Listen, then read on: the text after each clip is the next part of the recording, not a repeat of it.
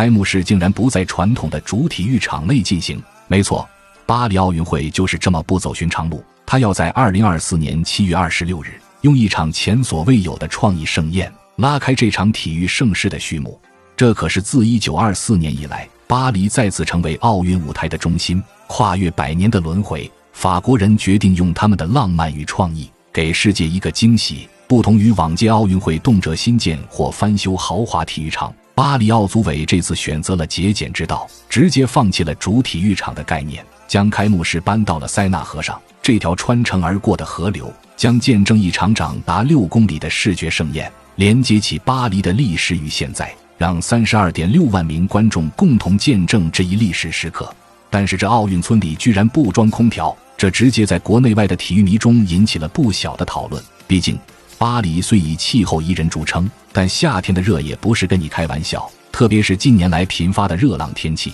法国人对此的解释是，基于环保和成本考虑，他们希望倡导一种更加自然、低碳的生活方式，这也让一些代表团开始考虑自带降温设备，毕竟运动员们的舒适与健康同样重要。说到开幕式，他们表示会有180艘船只在塞纳河上缓缓行进，其中94艘满载着来自世界各地的运动员，从奥斯特利兹桥出发，沿途经过巴黎圣母院、卢浮宫、大皇宫等标志性建筑，最终抵达埃菲尔铁塔附近的特罗卡德罗花园。这不仅仅是一场体育的聚会，更是一次文化的巡礼。每一次船只的划过，都是对巴黎历史与现代的一次致敬。而对于他们所说的开幕式表演，虽然创意无限，又是从垂钓艺术到水幕投影，又是从漂浮装置到交响乐章，还计划将塞纳河变成一条流动的舞台，为观众带来前所未有的观赏体验。这些听起来不错，但实际会不会出现也真是让人期待。